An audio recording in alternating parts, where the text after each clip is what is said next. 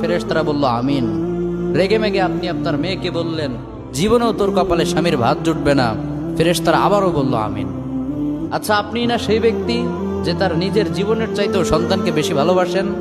আপনি না সেই ব্যক্তি যে তার সন্তানের জন্য হাসতে হাসতে নিজের জীবনটাও দিয়ে দিতে পারেন?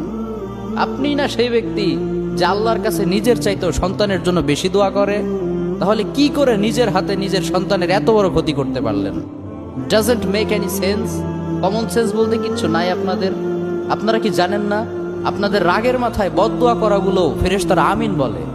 দাওয়াতুল ওয়ালিদ আলা ওয়ালাদি, বাবা মা তার সন্তানের জন্য যেই দোয়া করে সেটা ভালো হোক কিংবা বদদোয়া হোক, আল্লাহ সেটাই কবুল করে নেয়।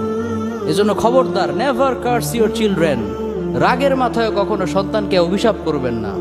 খুব বেশি রাগ উঠে গেলে তার জন্য উল্টা ভালো দোয়া করেন। কাবা শরীফের একজন ইমাম আছে, ইমাম আল কালবানি, তার মায়ের যখন প্রচন্ড